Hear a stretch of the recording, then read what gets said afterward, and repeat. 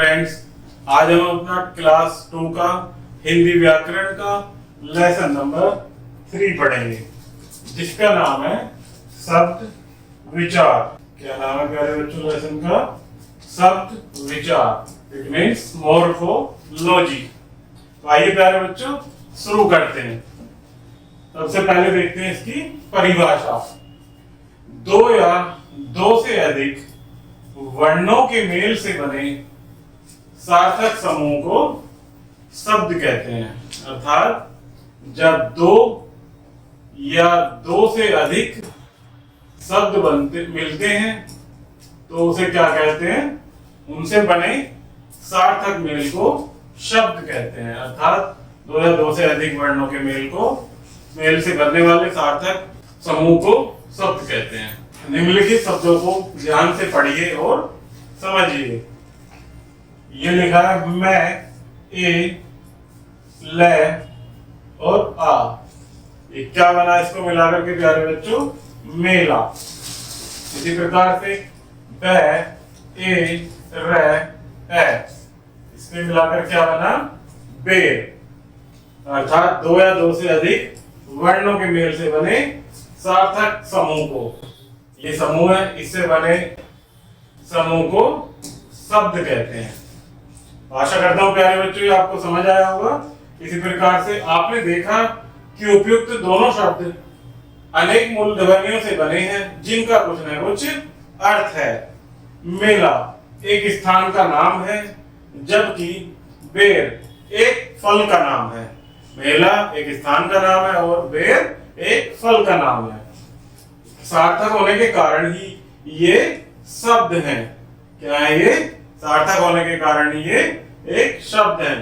वर्णों को मिलाकर लिखने के लिए पश्चात भी जिनका कोई अर्थ नहीं निकलता, उन्हें शब्द नहीं कहा जा सकता। अर्थात वर्णों को मिलाकर लिखने के पश्चात भी यदि उनका कोई अर्थ नहीं निकलता है तो उन्हें शब्द नहीं कहा जा सकता। जैसे मैं, ए, कै, ए, पै, ए, मका।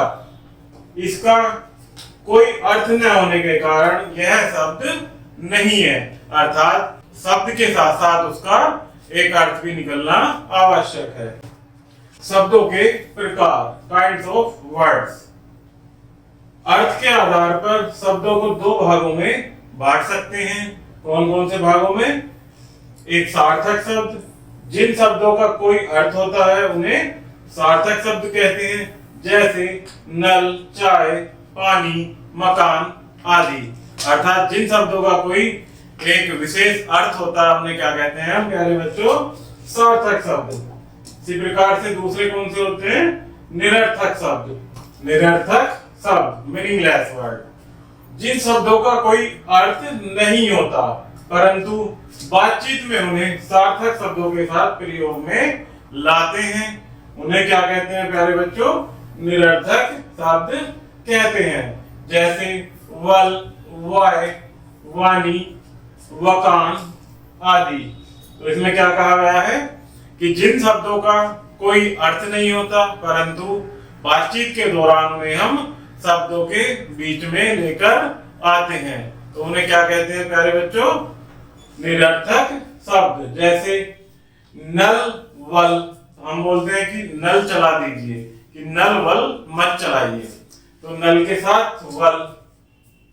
चाय वाय, मैंने कहा कि चाय वाय पी लीजिए। इसी प्रकार से पानी दे दीजिए, पानी वानी दे दीजिए। मकान वकान ले लीजिए, मकान और वकान। तो इस प्रकार से इन शब्दों को हम बातचीत करने के दौरान शब्दों के बीच में यूज करते हैं। प्रयोग की दृष्टि से शब्दों के दो भेद हैं। अर्थात प्रयोग की दृष्टि से शब्दों के कितने भेद हैं प्यारे बच्चों? दो भेद हैं। पहला होता है आपका विकारी शब्द। जो शब्द वाक्य में प्रयुक्त होने पर अपना रूप बदल लेते हैं उन्हें विकारी शब्द कहते हैं। जो शब्द वाक्य में प्रयुक्त होने पर अपना रूप बदल लेते हैं वो क्या कहलाते हैं? विकारी शब्द। विकारी शब्द संज्ञा, सर्वनाम, विशेषण और क्रिया के रूप में होते हैं। किस रूप में होते हैं विकारी शब्द? संज्ञा, सर्वनाम और क्रिया के रूप में। जैसे बुरा लड़का लड़ रहा है, तो ये क्या होते हैं प्यारे बच्चों? लड़। इसमें क्या है? विकारी शब्द। लड़ना क्या होती है? लड़ना एक संज्ञा होती है, अर्थात क्रिया। लड़ना क्या है? कार्य करने को क्या बोलते हैं? क्रिया। इसी प्रकार बुरे लड़के लड़ रहे हैं, क्या है? लड़ एक विकारी शब्द है। इसी प्रकार वह खेल रही है, खेल क्या है? विकारी शब्द। वे खेल रही हैं, अर्थात खेल क्या है? विकारी शब्द। इसमें क्या कहा गया प्यारे बच्चों? जो शब्द वाक्य में प्रयुक्त होने पर अपना रूप बदल लेते हैं। वाक्य में प्रयोग होने पर वह खेल रही है तो एक खेल रही है, और वे खेल रही हैं तो बहुत सारी खेल रही हैं, तो ये क्या हो जाता है प्यारे बच्चों? विकारी शब्द। उपयुक्त वाक्यों में रंगीन छपे, प्यारे बच्चों वीडियो फिर से शुरू करते हैं। उपयुक्त वाक्यों में रंगीन छपे लड़का और लड़के। लड़का और लड़के क्या आएंगे? संज्ञा। सर्वनाम वह और वे, ये वह और वे। विशेषण बुरा और बुरे, और क्रिया लड़ रहा है और लड़ रहे हैं।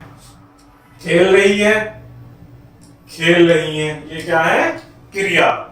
इसी प्रकार लिंग और वचन के अनुसार बदल गए हैं, अतः ये विकारी शब्द है। ये लिंग और वचन के साथ बदल गए हैं, ये क्या है प्यारे बच्चों? विकारी शब्द। दूसरे होते हैं प्यारे बच्चों आपके विकारी, अविकारी शब्द। पहला हमने पढ़ा विकारी शब्द, और दूसरे होते हैं अविकारी शब्द। जो शब्द किसी भी अवस्था में अपने रूप नहीं बदलते, उन्हें अविकारी शब्द कहते हैं। अर्थात दोनों में अंतर क्या है प्यारे बच्चों? हमने पढ़ा विकारी शब्द में कि वो अपना वाक्य में प्रयोग होने के बाद अपना रूप बदल लेते हैं, और अविकारी में इसका जस्ट विपरीत होता है कि ये किसी भी अवस्था में अपना रूप नहीं बदलते। अविकारी शब्द लिंग, वचन और कारक के अनुसार नहीं बदलते हैं, अर्थात ये किसी भी अवस्था में अपना रूप नहीं बदलते हैं। जैसे बालिका जोर से बोल रही है, बालिकाएं जोर से बोल रही हैं। तोता पेड़ पर बैठा है, तोते पेड़ पर बैठे हैं। वह लड़का पढ़ रहा है लेकिन लड़की सो रही है। वाह कितना मीठा आम है, वाह कितने मीठे आम हैं।